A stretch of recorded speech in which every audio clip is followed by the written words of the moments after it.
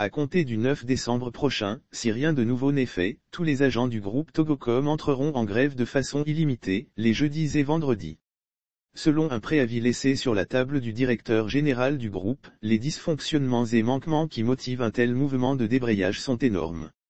En tout, l'entreprise est gérée comme une épicerie, dans une opacité totale, marquée à la fois par des conflits d'intérêts qui grippent son administration efficiente, de l'injustice qui entraîne des frustrations, des ruptures de contrats qui engendrent des surcharges d'activité, le non-renouvellement des pièces de machines qui empêchent leur maintenance, la vente du parc auto puis un recours à la location systématique des véhicules avec pour conséquence, l'évaporation grave des ressources de l'entreprise.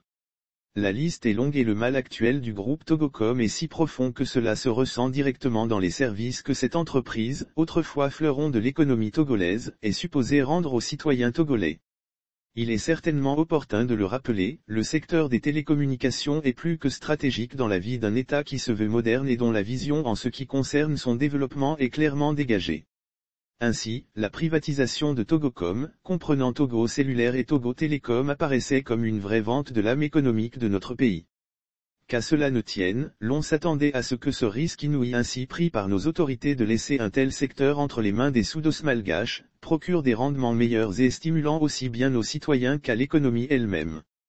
La grogne actuelle au sein de l'entreprise ainsi que les multiples dénonciations relatives à la médiocrité des services de ce groupe montrent clairement que l'option de la privatiser était non seulement risquée, mais naturellement inopportune. Alors que faire ? Seuls ceux qui avaient décidé du sort de cette entreprise d'État en 2019 sauront nous donner la bonne réponse.